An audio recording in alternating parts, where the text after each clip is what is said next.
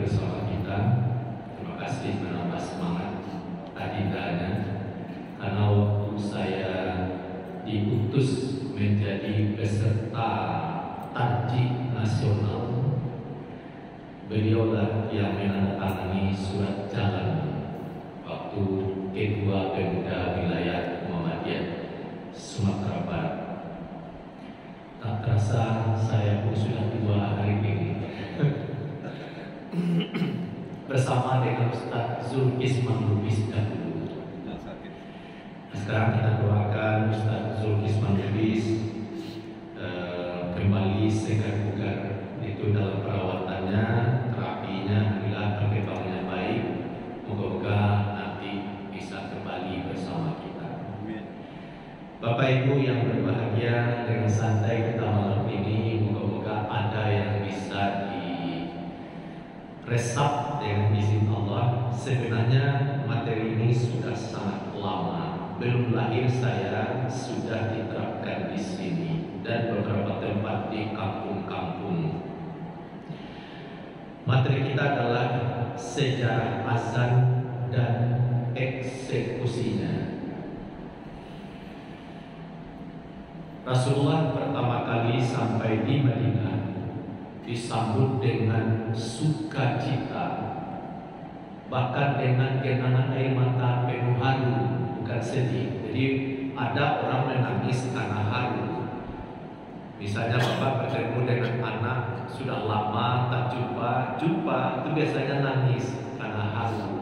Atau mungkin anak wisuda dinyatakan nilainya terbaik, orang tua yang datang ke kampung menyaksikan dan menyebut anaknya nilainya tertinggi atau cum laude, itu biasanya menangis. Jadi waktu Rasulullah datang gembira, ceria, dan juga ada genangan air mata penuh haru, disambut dengan Tala'al badru alaina dan seterusnya. Di mana ya Pak? Ya, datanglah rembulan atau purnama menerangi negeri kita, akan mencerahkan kehidupan anak negeri Madinah, tentu untuk dunia. Nah, setelah jelas sampai di Madinah, yang pertama kali dibangun adalah masjid, yaitu Masjid Quba. Berlanjut hari berikutnya, pada hari Jumat perintah wajib salat Jumat, didirikan pula Masjid Jum'ah, dan sampailah berdiri Masjid Nabawi yang kita kenal sekarang. Timbul masalah bagaimana memanggil orang salat berjamaah. Rapat dipimpin langsung oleh Rasulullah. Ada beberapa usulan. Pertama, dipukul lonceng. Usulan ini ditolak karena menyerupai Nasrani.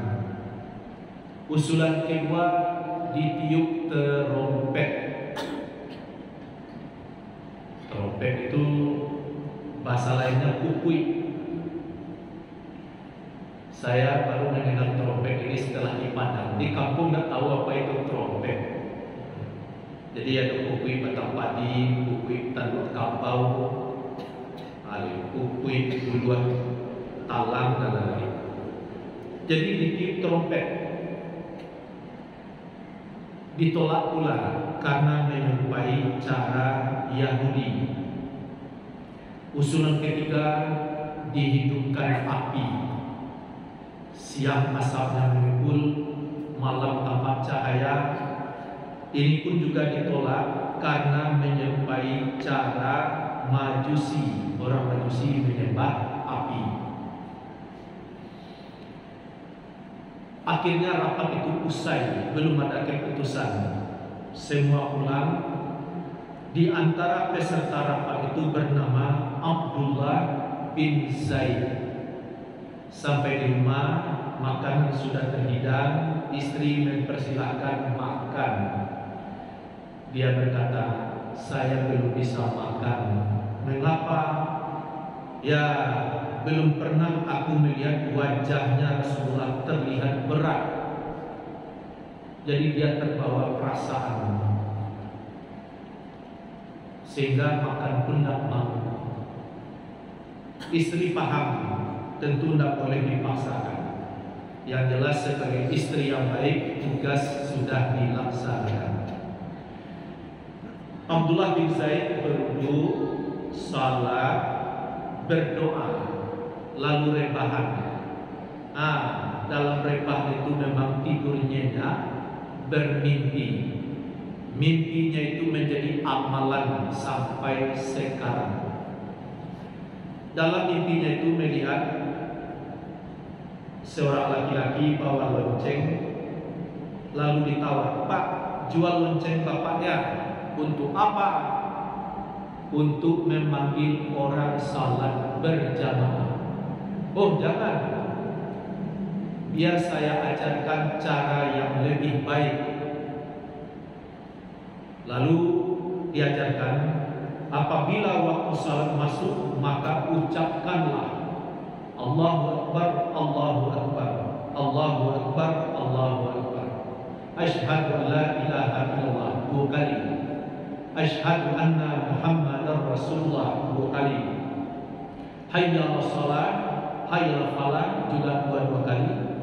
Sudah itu Allahu Akbar, Allahu Akbar, la ilaha illallah.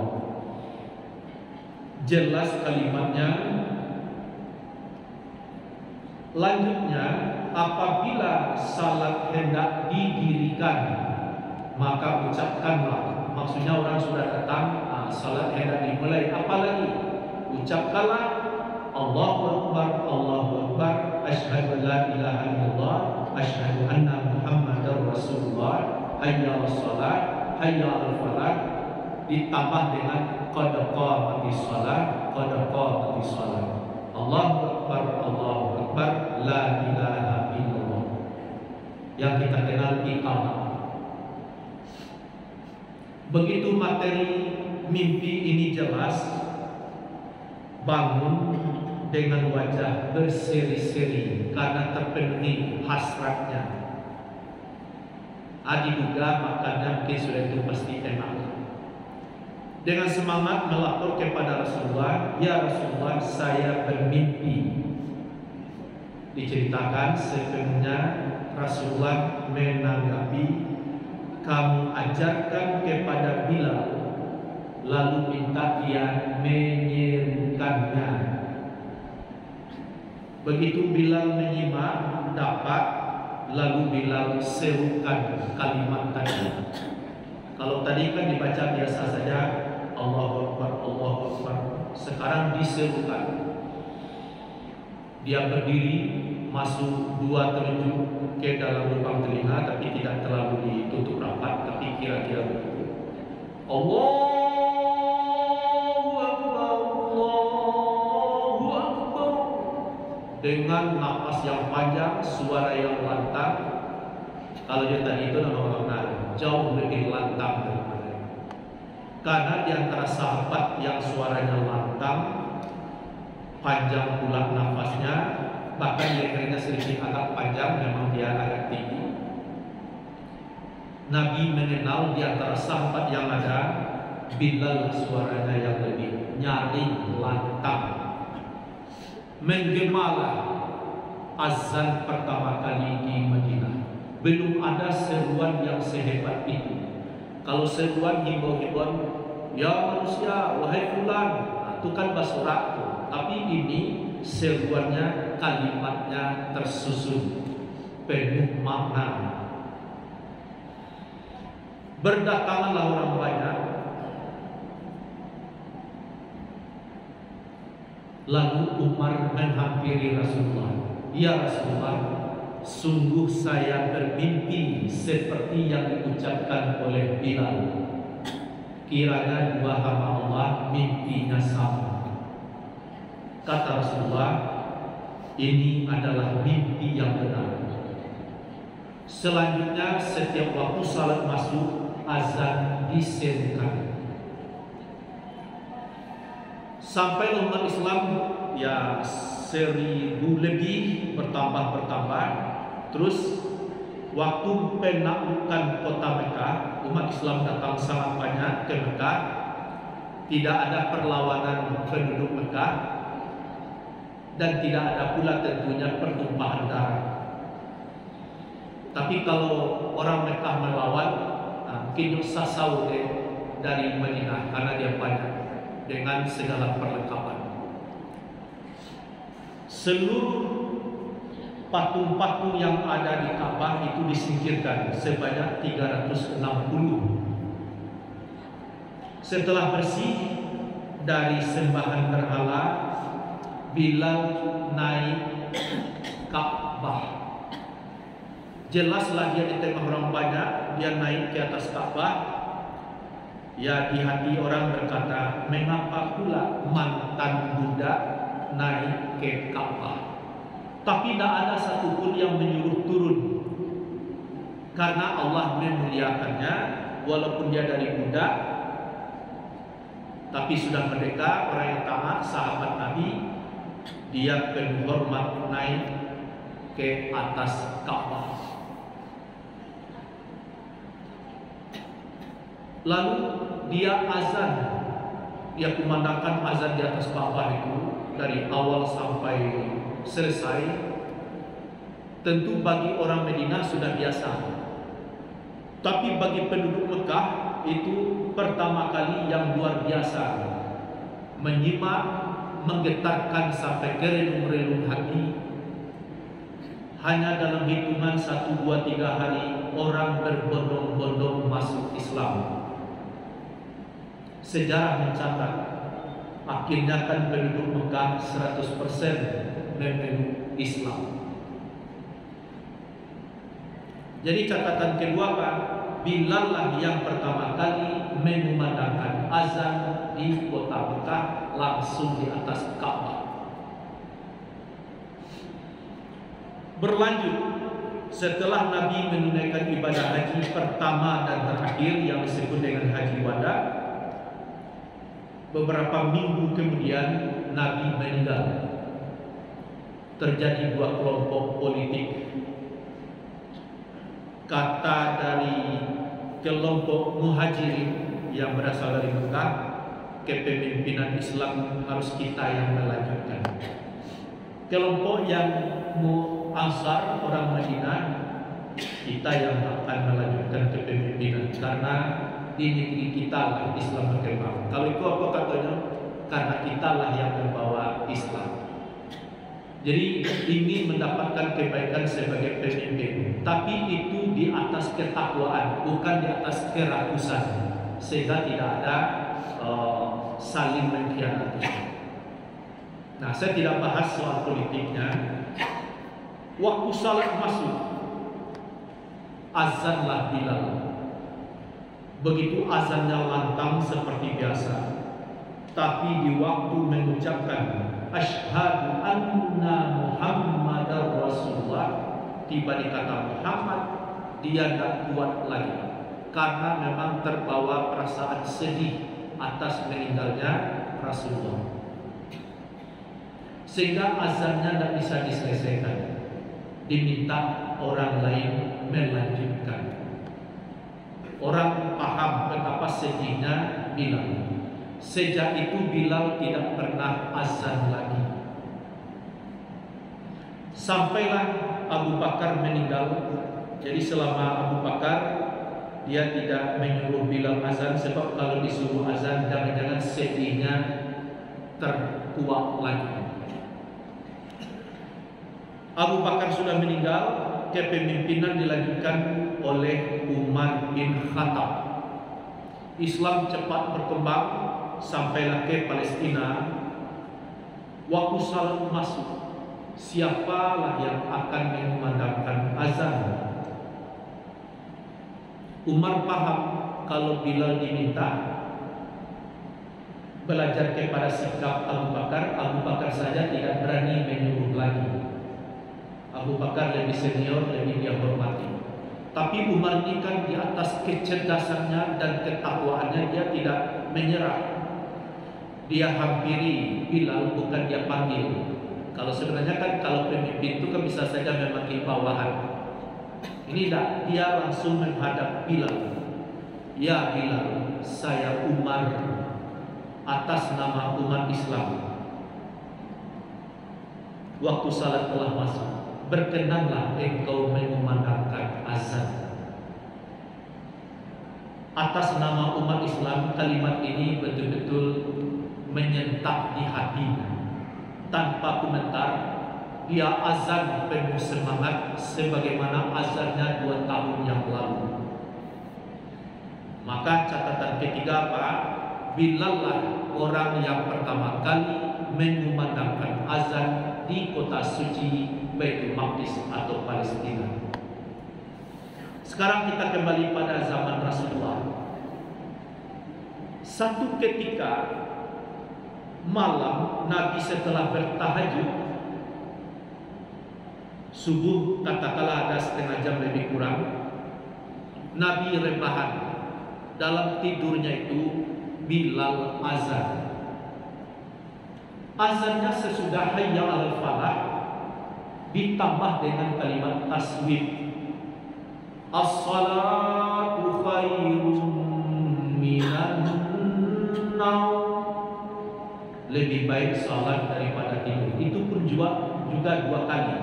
Seperti hayya 'alal falah 2 kali, as-salatu khairun minan naum juga 2 kali. Artinya lebih baik salat daripada tidur. Salat apa waktu subuh saja belum masuk dimaknai, oi nama nan lalu jago. Untuk bertahajud, lebih baik tahajud daripada tidur. Nanti kalau waktu subuh masuk tidak dapat lagi tahajud. Karena dengan tahajud Allah angkat derajat hambanya ke tempat yang mulia, maqamam mahmuda. Kiranya Nabi badannya saja yang tidur, telinganya menyimak. Maka Nabi mengomentari, ma ahsana hadza ya Bilal, ij'alhu fi azanika. Sungguh bagus ucapan Bilal. Yang mana itu? Tambahan as-salatu khairun minan naum. Biasanya tidak ada, sekarang diadakan oleh Bilal. Nabi tidak mengatakan bid'ah, tapi malah bagus itu. Maka jadikanlah itu setiap azanmu. Jadi setiap Bilal azan menjelang waktu subuh masuk, Bilal selalu pakai as-salatu khairun minan naum. Terus dia yang azan sebelum waktu subuh masuk, orang sudah berdatangan, siapa lagi yang azan waktu subuh masuk? Namanya Ibnu Ummi Maktum, laki-laki yang tua tapi masih sekeh lah. Mata memang benar-benar tidak bisa melihat sama sekali, tapi kemauannya keras, kuat. Orang beritahu dia, ya Ibnu Ummi Maktum, fajar telah terbit. Jadi di Madinah itu bisa melihat secercah cahaya fajar sadiq terbit. Kalau di Padang jangan melihat fajar lain, melihat matahari terbit saya tidak bisa.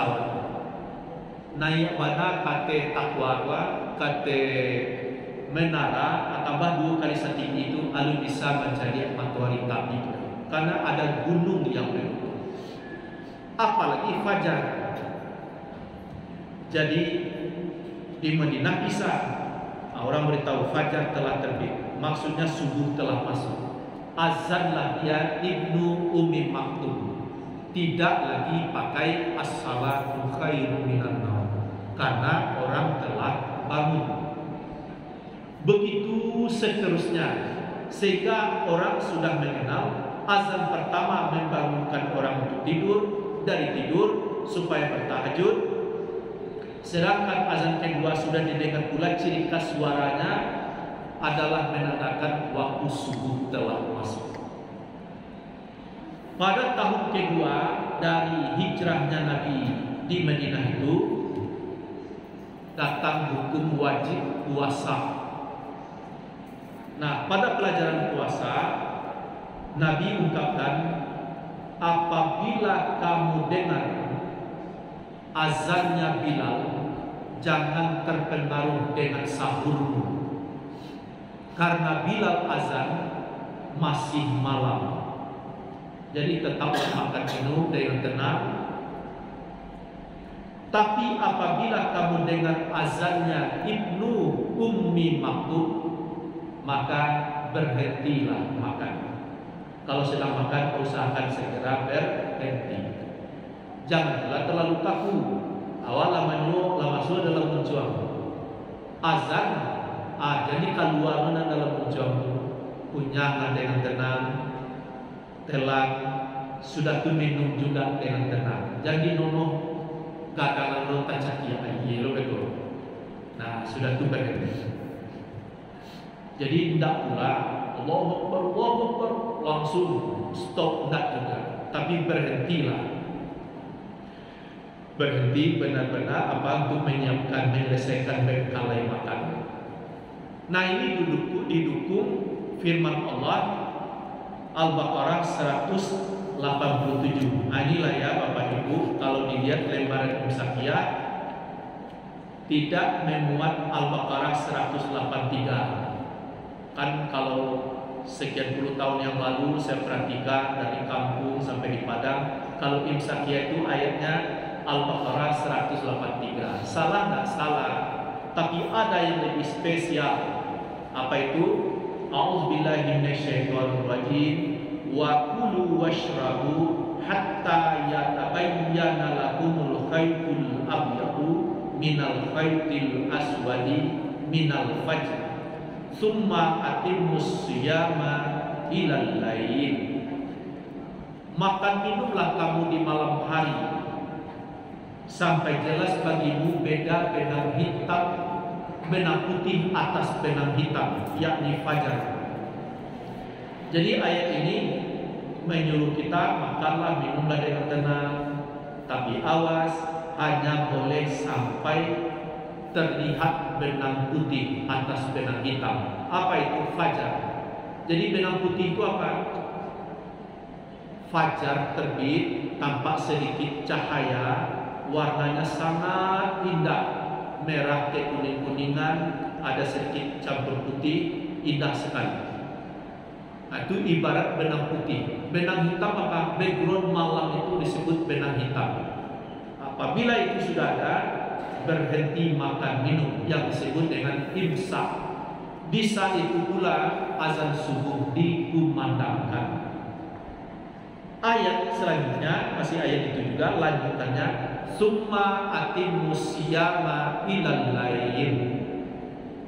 Maka sempurnakanlah puasamu, atau kemudian begitu azan subuh dikumandangkan, sempurnakan puasamu sampai malam. Misalnya kalau di timur, sempurnakan puasamu sampai malam. Sampai malam itu maksudnya matahari terbenam atau maghrib. Makanya di lembaran Imsakiyah ini ayatnya dimuatkan Al-Baqarah 187. Itulah yang bercerita tentang imsak. Nah, Bapak Ibu, saya ingin kemukakan lagi, mengapa di sini tidak dibuat 10 menit menjelang subuh ada imsak? Karena itulah pelajaran kita sejak kenek-kenek dulu. Puasa ialah menahan makan minum mulai terbit fajar sampai terbenam matahari. Fajar itu apa? Subuh. Tidak ada guru kita seorang pun setahu saya, bisa jadi Bapak Ibu ada pengalaman yang berbeda, tapi setahu saya belum ada guru sampai hari ini ataupun kitab fikih yang paling yang saya baca dengan keterbatasan belum ditemukan. Puasa ialah menahan 10 menit menjelang fajar sampai terbenam matahari. Tidak ada. Terus yang ada apa? Mulai terbit fajar sampai terbenam matahari. Makanya di sini dibuat subuh, lalu di bawahnya imsak, maghrib di bawahnya berbuka. Jadi puasa ialah menahan makan minum mulai subuh sampai maghrib. Terus 10 menit menjelang subuh itu apa? Jangan dibuat imsak. Tapi kalaupun dibuat juga, masa berhati-hati, waktu tinggal 10 menit lagi atau peringatan. Tapi yang imsak adalah subuh. Nah, penegasan berikutnya masuk kepada eksekusi. Apa yang diamalkan di zaman Nabi, ternyata sebelum wajib puasa dan sampai puasa diwajibkan, sampai sekarang pagi itu azan 2 kali di Mekah dan di Madinah. Jadi azan pertama harus diucapkan, berapa lamanya jaraknya dengan azan kedua? Menurut saya ya sekira-kira setengah jam. Kalau Mekah Madinah itu hampir 1 jam, kadang-kadang malah lengkap 1 jam. Kalau di Padang waktu itu 1 jam jaraknya, amuh lalu orang aja lalu celuk lalu orang lain. Jadi setengah jam lah lebih kurang penyesuaian. Terus Bapak Ibu, penegasannya bagi Bapak Ibu ya di tempat masing-masing, kalau di masjidnya azan pagi masih sekali, laksanakanlah yang 2 kali. Dalilnya jelas, sejarahnya jelas. Dan bagi keluarga Bapak Ibu yang sudah kembali dari tanah suci, khususnya Mekah Madinah, waktu menunaikan haji dan umrah, menjadi saksi. Yo di Mekah di Madinah itu azan 2 kali. Sehingga nanti diamalkan. Alhamdulillah kalau di Kota Padang sudah banyak sebenarnya yang mengamalkan ini. Mungkin sebagai saksi saya langsung dapat jamaah di Masjid Nurul Ulia Jalan Dama, kiranya tahun 70-an lah diamalkan di situ azan 2 kali. Dan beberapa yang terakhir ini di bulan Ramadan ini sudah bisa dihitung dengan jari yang menambah azan pagi itu jadi 2 kali. Misalnya sebagai inspirasi saja Bapak Ibu, di Masjid Istiqlal Ribo Kaluang Purui Dake SMA 2. Begitu saya terangkan dengan harapan doa supaya bisa menyampaikan dengan baik, terus saya turun, kata ketuanya kepada wakil ketua, dia duduk berdekatan, Pak Prof. Wah, jadi wakilnya Pak Profesor. Jawab wakilnya ini, kita amalkan Pak Ketua. Lalu dia bicara di depan saya bangun prasangka baik. Kironya yo 3 hari awak ceramah subuhan sinan, memang nyo amalkan di suatu. Jadi langsung eksekusi. Itu ada di Padang Besi, di mana lagi adalah beberapa tempat yang sudah mengamalkan ini. Jadi Imam Syafi'i mengharapkan lebih menyukai azan 2 kali. Ustadz Khalid Basalamah dari, kalau teman-teman bilang dia kelompok Salafi, saya simak uraiannya, dia juga mendukung azan pagi itu 2 kali. Ada lagi yang viral Buya Yahya dengan serupannya itu. Kiranya di pesantrennya azan juga sudah 2 kali. Jadi sebenarnya sudah banyak. Jadi oleh sebab itu Bapak Ibu, mari ini kita galakkan, atau ya maksudnya diamalkan, jangan dimusyawarahkan. Kalau dimusyawarahkan banyak penepit, ada usah lain. Tapi disosialisasikan, dicerahkan, lalu diamalkan. Bagaimana caranya? Kapan dimulai? Tentu lebih cepat, lebih baik apabila kita amalkan sunnah Nabi dengan harapan keberkahan Allah lebih menyertai kita. Saya kira itu lebih kurang. Ya, terima kasih atas fasilitas yang disediakan oleh pengurus masjid dan Bapak Ibu datang dari berbagai tempat. Walaupun jamaah kita tidak padat ya, tapi kualitas dari panitia itu usahakan terbaik, dan masjid kita makin lama makin cerah dan selalu kita tingkatkan. Abang ya kedua dan Adinda Irwan serta imam kita yang muda tapi sudah mengimami kita, saya ucapkan itu semua terima kasih. Perbanyak maaf Bapak Ibu, billahi taufiq wal hidayah. Assalamualaikum warahmatullahi wabarakatuh.